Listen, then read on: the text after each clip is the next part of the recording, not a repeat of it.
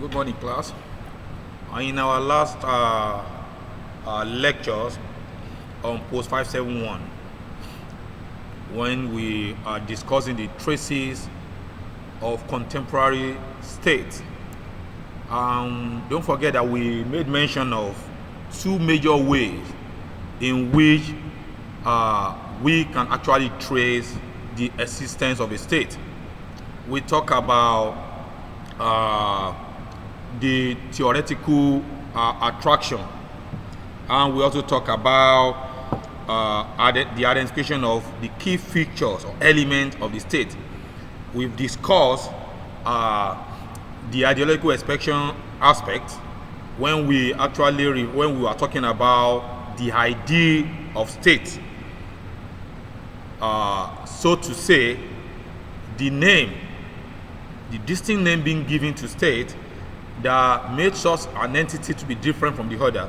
We've discussed about that one. Now we want to talk about the features of state, because you can actually trace the existence of state through the identification of some of the key features that differentiate state from other entities or from non-state association or actors. Here we are talking about the universal jurisdiction of state. What do we mean by universal jurisdiction of state? We are actually talking about the ubiquitous, the universal existence of state. That is to say, state exists everywhere across the globe. There is virtually no place you can find yourself or you can be without finding yourself within the control or purview of a particular existing state. It is telling us that if you move away from Nigeria to any part of the world, you are still going to be within a jurisdiction of a particular state. That is to say, state exists everywhere without no exception. Even jungles, Atlantic Ocean and all that, they have been those geographical entity are being claimed by one state or the other. Then we also talk about the total jurisdiction of state, total and compulsory jurisdiction of state. What do I mean by total and compulsory jurisdiction of state? It is simply giving us the idea that there is no option when it comes to belonging to a state. You don't have option. As a human being, you would definitely, whether you like it or not, exist or operating within a particular state control, which you don't have a control over. That is why there is not possible to see any particular human being that will not lay claim or belong to a particular state or the other. In fact, it has been argued that even alien ghosts, if they actually exist, they are also within the state jurisdiction, though they might not be physically subjected to the state control, but they also operate within state jurisdiction. It is only a beast, and I want to believe in a beast who exists within a particular jurisdiction which belongs to a state. So it's telling us that on the issue of state, you have no control. It's total and it's compulsory. You must be a member of a particular state or another. You also talk about part of the function or feature of state is function. And one key function that's made a state to be stand out from every other association or entity is its power to enforce law, to make and enforce law. It is only the state that have power, the sovereign power, to make and enforce law over every other subset or every other unit of associations or entity within its jurisdiction. It has power to make a binding law and to also punish lawbreakers or offenders for going in contradiction to the dictates of state law. State has that unique function. And you may want to argue that every other entity or association also have the law. Their law exists within the purview, within the dictate of the state. State law supersedes every other law, no matter how powerful is that organization or body. The state law within which it operates supersedes its own law. Every other law within the state are subjected to the state regulations. Then we talk about the method of the state, the method through which state to carry out its function. And this is also unique in the sense that state applies system of law which is backed by coercive force.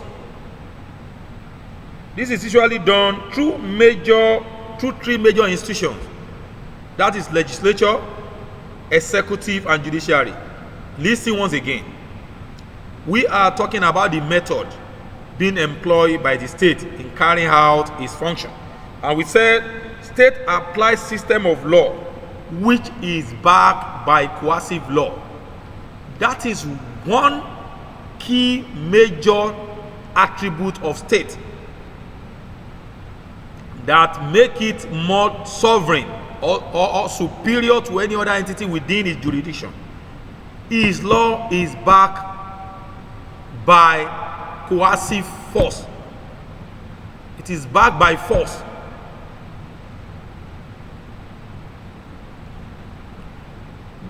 Within the state, you do not have an option to choose the law in which you have to obey. All law being set by the state are meant to obey whether it goes well with you or not. That is why it is said the law of the state is also backed by coercive force. And this particular function is being carried out by the state through three major institutions. That is the legislatures that made law, the executive that implement the law.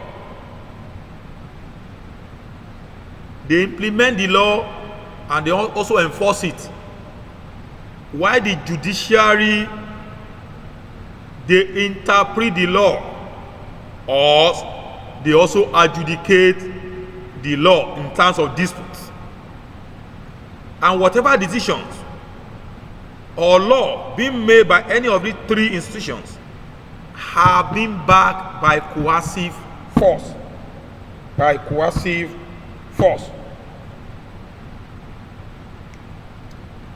Then the last features is the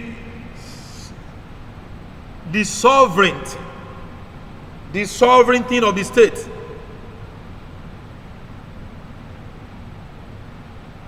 The sovereignty tells us that the state enjoy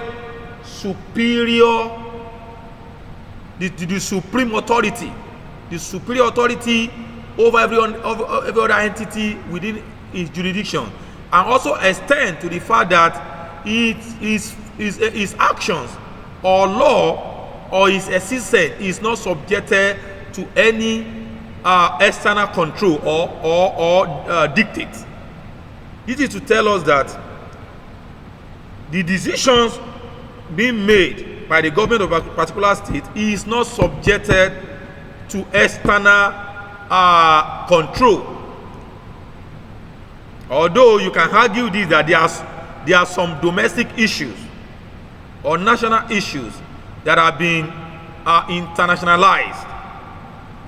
That's why some people will tell you that even this day, the concept of citizenship, the fact that you're a Nigerian citizen, also qualify you to be a global citizen. The issue issue of human rights has been considered as international issues. Issue of elections has also been considered as international issues. The reason why international communities, especially from the developed democracy, will send the international observers to the developing democracy of Africa and Asia to come and monitor or to observe the election and make a report that could have a long-term impact on the legitimacy of the government in power, or that could also evoke or that can propel reform, electoral reform.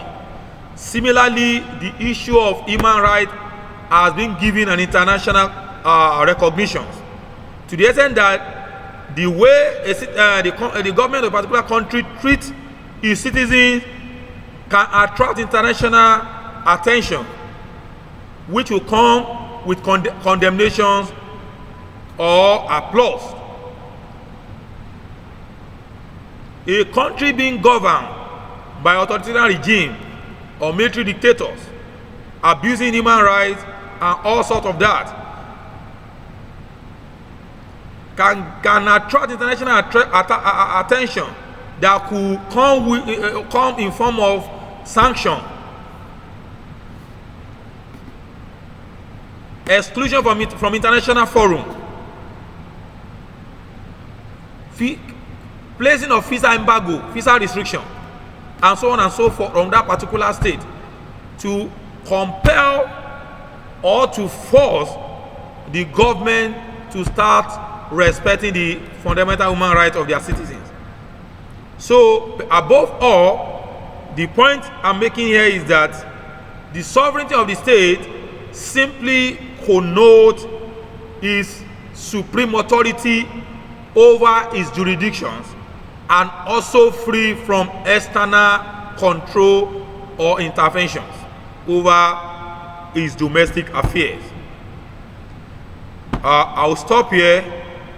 Then in our next lecture or class, we are still going to do a brief recap before we move on. Have a good day.